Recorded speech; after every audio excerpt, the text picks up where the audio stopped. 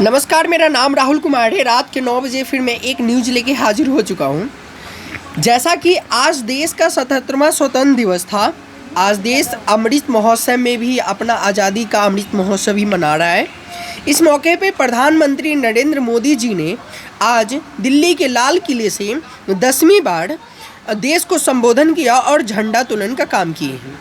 आज उन्होंने देश के प्रति क्या क्या बातें, जो मुख्य बातें थी, क्या क्या कहा उन्होंने, आज हम आपको बताने की कोशिश करेंगे। आज उन्होंने सबसे पहले अपनी भाषण की शुरुआत में कहा कि हमारे प्यारे देशवासियों। आप समझ सकते हैं कि हमारे देश के प्रधानमंत्री नरेंद्र मोदी अपने देशवासियों से कितना प्यार करते हैं। इस मौके पे उन्होंने कई सारे मुद्दों पे भी बात की, जैसे मणिपुर का जो मुद्दा था, मणिपुर का, उस पे भी उन्होंने दुख जताया और कहा कि हमारे देश के लिए दुर्भाग्यपूर्ण की बात है। और उन्होंने कई सारे मुद्दे भी उठाए, जैसे परिवारवाद, आतंकवाद और जो भी भ्रष्टाचारियों लोग हैं उन पर भी उन्होंने प्रहार किया। आप समझ सकते हैं कि परिवारवाद शब्द क्यों बार बार वो इस्तेमाल करते हैं।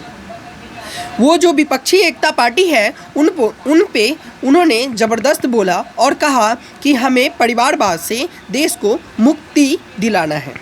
आप समझ सकते हैं, उन्होंने ये भी कहा कि हमारे देश के प्यारे भाइयों बहनों सब समझदार हो गए हैं और फिर अगली बार हम इसी लाल किले से झंडा तोलन का काम करेंगे। आप उनका सीधा सा कहना था कि 2024 का इलेक्शन हम जीतेंगे और फिर से झंडा तोलन का काम करेंगे।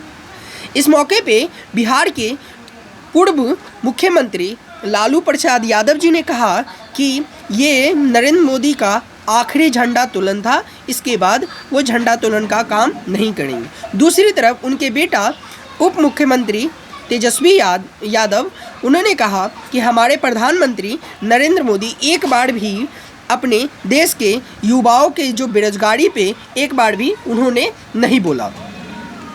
दूसरी तरफ सम्राट चौधरी बिहार के जो बीजेपी के अध्यक्ष हैं, उन्होंने पलटवार करते हुए लालू प्रसाद यादव पर एक प्रेस वार्ता में उन्होंने कहा कि आप किसकी बात कर रहे हैं। लालू प्रसाद यादव अब मुखिया का चुनाव लड़ने के लायक भी नहीं है, उनको एक भी वोट मुखिया के चुनाव में भी जीत नहीं सकते हैं। दूसरी तरफ तेजस्वी यादव पे सम्राट चौधरी जी ने कहा कि ये सवाल उनको तब भी पूछना चाहिए था जब बिहार के मुख्यमंत्री लालू प्रसाद यादव हुआ करते थे।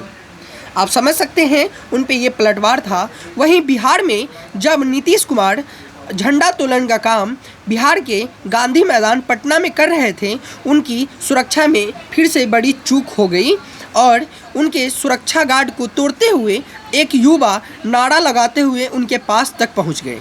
उसके बाद सुरक्षा गार्ड ने उन्हें पकड़कर थाने में बंद कर दिया। उसके बाद अभी तक क्या उसकी कोई अपडेट नहीं आई है। वहीं हमारे बिहार में आज जब झंडा तोलन एक स्कूल में हो रहा था, बेतिया में, पश्चिमी चंपारण जिला के एक मझलिया थाना में एक स्कूल में झंडा तोलन के दौरान कुछ असामाजिक तत्व और देश विरोधी ताकतें आए और जो देश विरोधी नारे हैं वो लगाना शुरू कर दिया। और देश विरोधी नारे लगाने के साथ साथ उन्होंने हरे झंडे भी फहराए। इसमें एक युवा की पहचान की गई है और उस युवा को गिरफ्तार भी कर लिया गया है। उसके बाद दूसरी तरफ सीतामढ़ी डिस्ट्रिक्ट में रीगा थाना में एक स्कूल है। उस स्कूल में बिना झंडा फहराए ही एक मास्टर साहब अपने घर को लौट गए और बिना झंडा फहराए ही जब मास्टर साहब प्रसाद वितरण करके घर को लौट गए तो कुछ युवाओं और गांव वासियों की नज़र जब झंडा पे पड़ा तो उन्होंने देखा कि झंडा तो फहराया ही नहीं गया है और प्रसाद वितरण करके मास्टर साहब घर को लौट गए हैं। इसके बाद जो भी गांव के लोग थे उन्होंने झंडा तोलन का काम किया और सम्मान के साथ झंडा को फहराया और सोशल मीडिया पे वीडियो अपलोड की। दूसरी तरफ सीतामढ़ी डिस्ट्रिक्ट के डुमरा हवाई फील्ड में डीएम साहब ने आज झांकियाँ और रैली भी निकाली, उसका भी वीडियो फोटोज सामने आया है। वहीं बिहार के मुख्यमंत्री कई सारी बातें भी कही और पटना के गांधी मैदान में झांकियां देखने को मिली।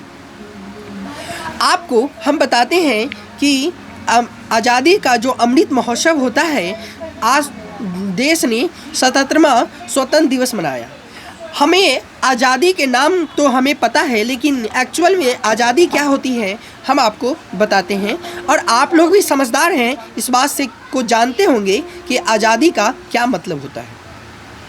आज़ादी हम उसे कहते हैं जो हमारे देश में मिलना चाहिए, जैसे बोलने की आज़ादी, काम करने की आज़ादी, अपने मन मुताबिक चलने की आज़ादी। हमें अपने समाज से भी डर लगता है कि हम आज ये काम करेंगे तो हमें लोग हंसेंगे, हम ये वहाँ बोलेंगे तो सरकार हमें जेल में बंद कर देगी। सरकार के खिलाफ आवाज़ तक नहीं उठा पाते। हम कोई भी भ्रष्टाचारी काम हो रहे होते उसके खिलाफ आवाज़ तक नहीं उठा पाते।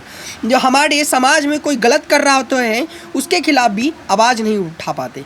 इन सब से आपको डरना नहीं है और आपको आवाज़ उठाना है।